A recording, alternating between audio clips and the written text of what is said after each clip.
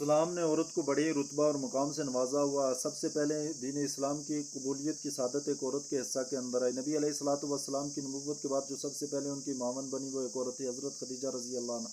काबा जब बियाबान था तो उसमें क़याम का शर्फ सबसे पहले एक औरत के हिस्सा में आया। जमजम सबसे पहले जिसने पिया वो एक औरत थी। सफ़ा की सही जिसने की वो सबसे पहले एक औरत थी। बल्कि इस्लाम के अंदर शहादत का जो मुकाम पाया वो भी एक औरत के हिस्सा में आया, हज़रत सुमैया रज़ी अल्लाह अन्हा। दीन इस्लाम में औरत को कई मकामात के ऊपर मर्द के ऊपर फजीलत दी गई है, जैसे कि माँ को बाप के ऊपर फजीलत दी है।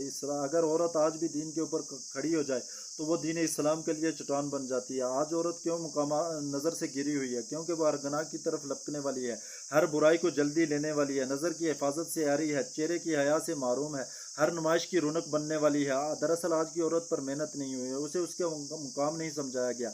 आज भी औरतों की खैर मर्दों से ज़्यादा है, इनकी दीनदारी मर्दों से बढ़कर है, अगर वो अपने मुकाम को पहचान ले।